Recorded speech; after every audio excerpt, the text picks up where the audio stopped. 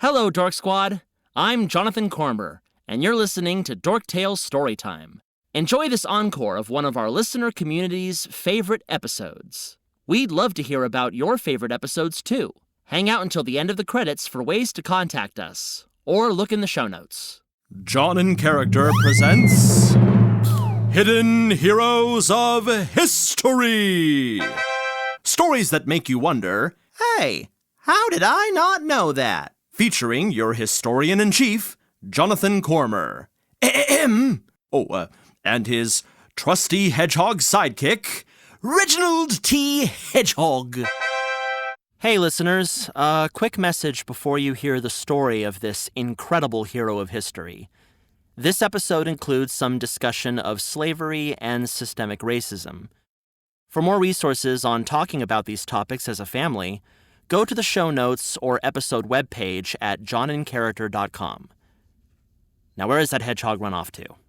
Reg? Reg! Reg! Ah!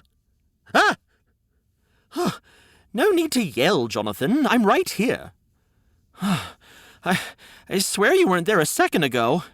Where did you come from? Outside, of course. Please don't scare me like that. Me? Scare you? Well, we were supposed to start this episode over an hour ago, Reg. What have you been doing? I was enjoying the beauty of nature, of course. You can do that anytime, Reg. I like to take every opportunity I can, good sir. And you should too. I mean, have you ever stopped to smell the roses? Wandered round to waft the wisteria? I don't know if I've paused to pick a pansy. Okay. I could stand to spend a little more time with the trees. Thank you. In fact, we'll be talking a lot about the power of nature today. Really? Then ultimately I've come prepared, haven't I? Our hidden hero once said, "When I touch that flower, I am not merely touching that flower. I am touching infinity. To infinity and beyond!" Right, Reg. He also once said, "All flowers talk to me, and so do hundreds of little living things in the woods. I learn what I know by watching and loving everything." You know, I did take the time to talk to tulips on my way in, and they were wonderfully chatty little things. You just have to listen.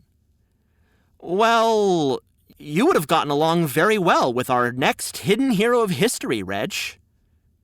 Don't hold out on me any longer, Jonathan. Who is this fine fellow?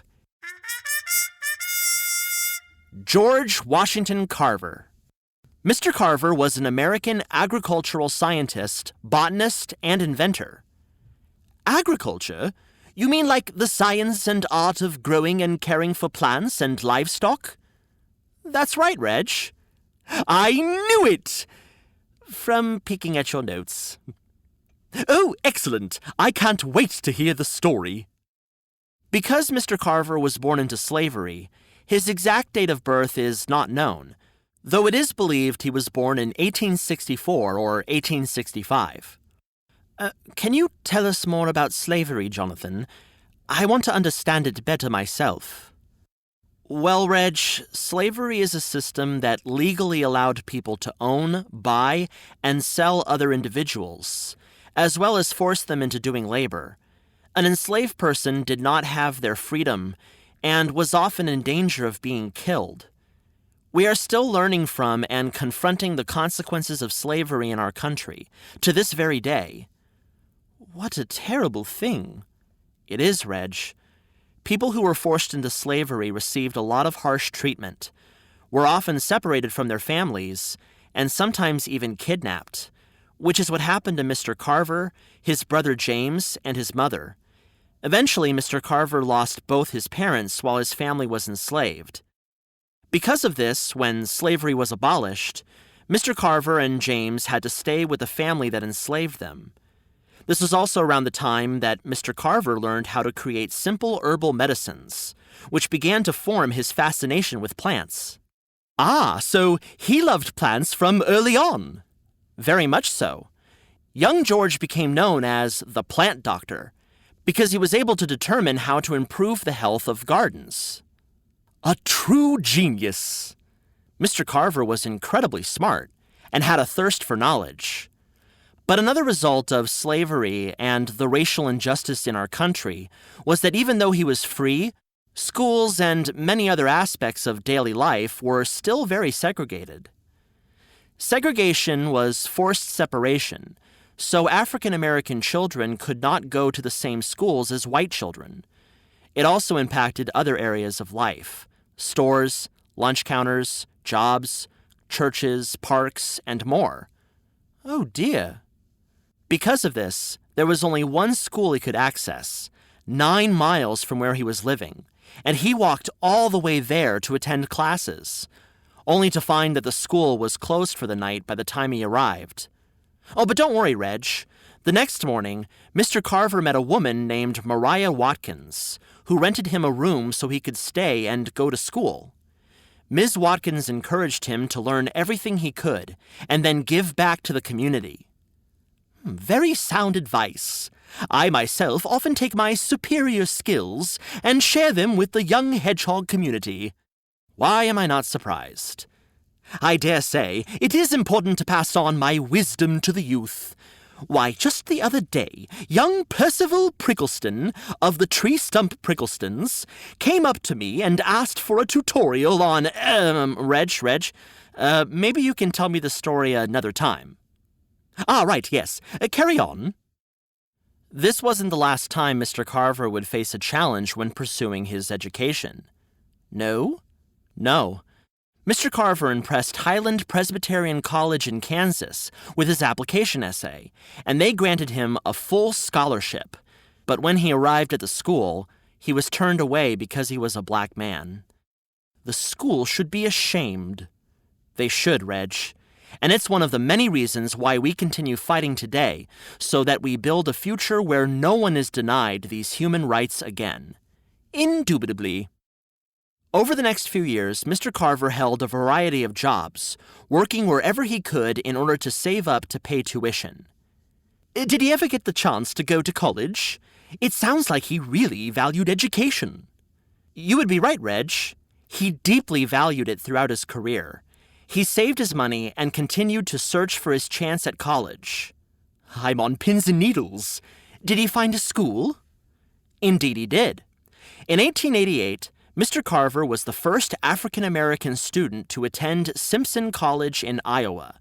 He studied art and piano. Art and piano, Now, how did he get into science and invention from art and piano? I'm so glad you asked, Reg. He had a teacher who saw how intricate and detailed his paintings of plants and flowers were, and encouraged him to apply to Iowa State Agriculture School to study botany. Botany, you say? Botany, yes, botany, of course. Botany, that certainly adds up, botany. You don't know what botany is, do you? I most certainly do. I do not, no. Well, that's all right, Reg. Botany is the science of plants, and a botanist is a person who studies plants, tries to understand how they work, and what they can be used for in our everyday lives. Ooh, I'd love to meet a botanist someday. We can get together and laugh with the lilies. At Iowa State, Mr. Carver was the first African-American student to earn his Bachelor of Science in 1894. His professors were so impressed by his work, they asked him to be on their faculty while working on his master's degree, which he earned in 1896. What excitement!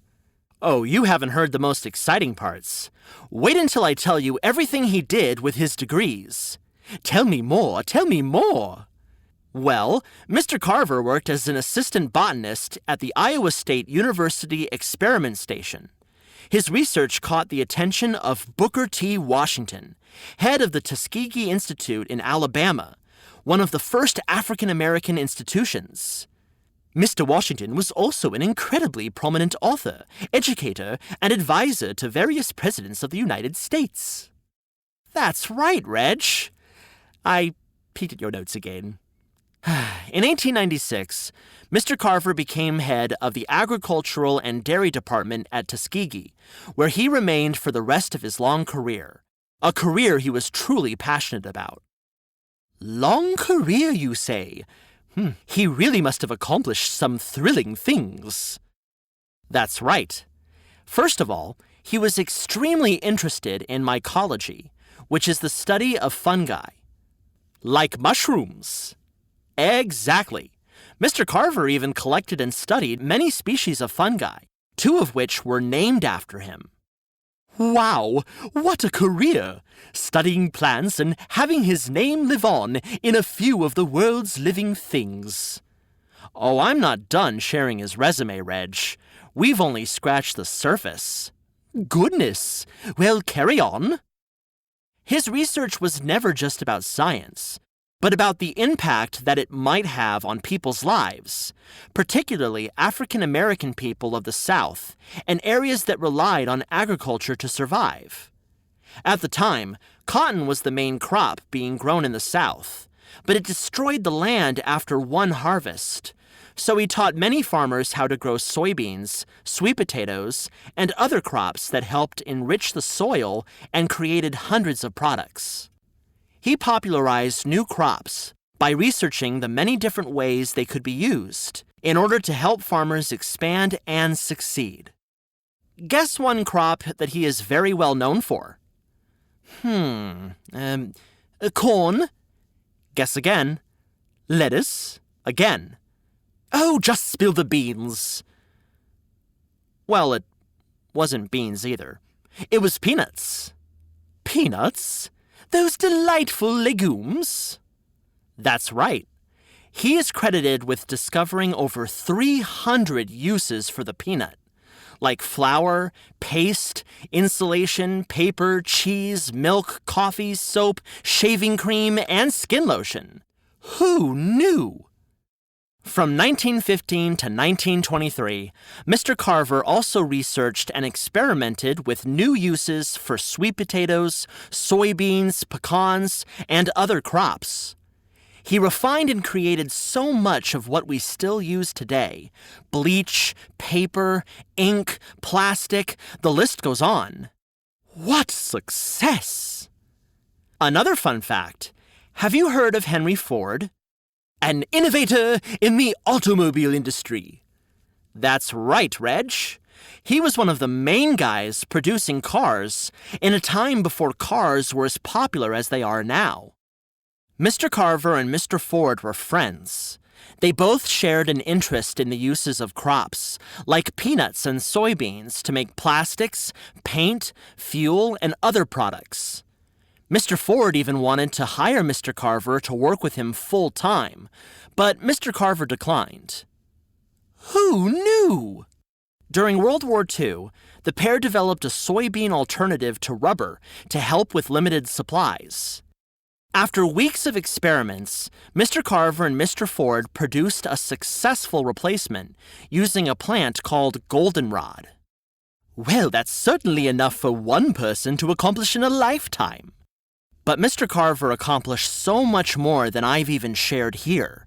He is truly responsible for bringing new life to farms in the South, and is responsible for so many things that impact our lives today.